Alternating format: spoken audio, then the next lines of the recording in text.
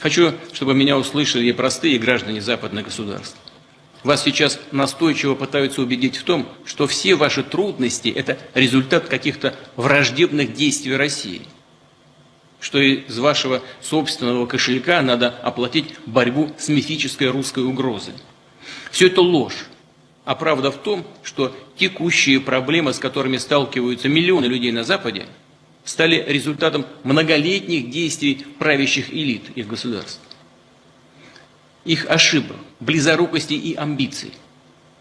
Эти элиты думают не о том, как улучшить жизнь своих граждан в западных странах. Они одержимы своими корыстными интересами и сверхприбылями. И здесь опять лгут постоянно, извращают исторические факты, не прекращают нападки на нашу культуру, на русскую православную церковь, другие традиционные религиозные организации нашей страны. Посмотрите, что они делают со своими собственными народами. Разрушение семьи, культурной и национальной идентичности, извращение, издевательства над детьми вплоть до педофилии объявляются нормой их жизни. On August 17th, about 4 months ago, I sent Prime Minister Albanese of Australia a letter in which I gave him warning that the Australian government's policy was promoting and encouraging anti-Semitism in Australia. I wrote, "Your call for a Palestinian state pours fuel on the anti-Semitic fire. It rewards Hamas terrorism. It emboldens those who menace Australian Jews and encourages the Jew hatred now stalking your streets. Anti-Semitism is a cancer. It spreads when leaders stay silent. It retreats when leaders act. I call upon you to replace weakness with action, appeasement with resolve.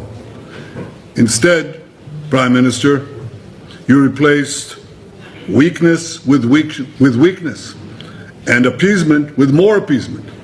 Your government did nothing to stop the spread of anti-Semitism in Australia. You did nothing to curb the cancer cells that were growing inside your country. You took no action. You let the disease spread. And the result is the horrific attacks on Jews we saw today. We saw an action of a brave man, turns out a Muslim brave man, and I salute him, that stopped one of these terrorists from killing innocent Jews. But it requires the action of your government, which you're not taking. And you have to, because history will not forgive hesitation and weakness. It will honor action and strength. That's what Israel expects of each of your governments in the West and elsewhere. Because the disease spreads and it will consume you as well. But we are worrying right now about our people, our safety, and we do not remain silent. To the people of the United States, for decades, Russia and the United States have stood on opposite sides of many disagreements. But history has shown us something important. When our two nations choose cooperation, the world becomes more stable, safer, and humanity moves forward faster. Today, I want to remind everyone of a simple truth. Russia does not seek confrontation. We seek mutual respect, equal dialogue, and genuine frameworks for cooperation. Our peoples have stood side by side during decisive moments in world history, and we can do so again. There are many areas where both Russians and Americans want peace: science, energy, security, space exploration, and the protection of the planet we all share. I believe the future will be more secure if we speak to one another rather than about one another. Russia is ready to open new paths of dialogue for the benefit of both nations and for a world with fewer conflicts. I hope this message will be widely shared, because peace can only begin with understanding between people. Thank you. The people trying to kill Jews in Israel and throughout the world want to kill you and me too.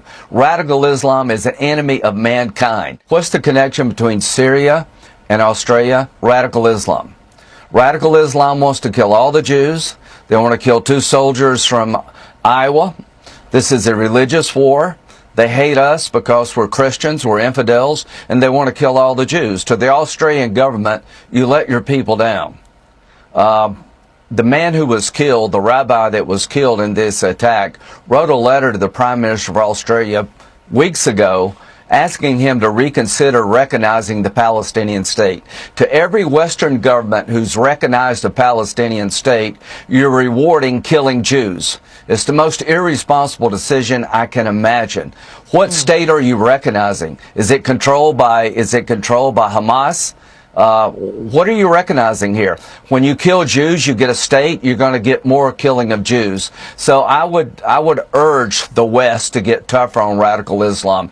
The rabbi who begged the Prime Minister to reverse his decision to recognize the Palestinian state is now dead. And how could you not have better security given what's going on in Australia around a large gathering of our Jewish brothers and sisters on Hanukkah? As to Syria, would come here if they could. God bless President Trump for wanting to retaliate. Yeah, I want to get back to Australia in a moment, but let me get to Syria in one more moment here, because are you questioning whether or not it was in fact a lone gunman from ISIS? Are you questioning that with what you just said about Syria? I don't know, but I'm assuming it was a lone gunman. I want to know, was this person part of the security forces? In Afghanistan, we have instances of where people we were working with wound up shooting our soldiers. What kind of vetting system do we have regarding the Syrian security forces? That's a major difference between being part of the security forces or a lone gunman. I don't know. I do support working with the Syrian government, but we relieved all the sanctions against Syria, maybe too prematurely. Look at the attacks in Sweden. The statements coming from the Syrian leadership about Israel disturb me. So I want to revisit whether or not we should have more leverage against the Syrian government. On Australia, this rabbi who sent the letter, are you saying and warning other nations not to recognize a Palestinian state? I am telling you that if you recognize a Palestinian state after October the 7th, where you have not negotiated a new West Bank, a new Gaza free from Islamic terrorist control, you're incentivizing killing Jews. The signal is you attack and kill 1,200 Jewish people, the world will recognize a Palestinian state. The best way to get a Palestinian state is to kill Jews. That's what the message is being sent from Australia, France, and Germany. France can't even have a Christmas celebration because they're worried about radical Islam in their midst. So President Trump is right to retaliate. And as to Gaza, I reject a board of peace.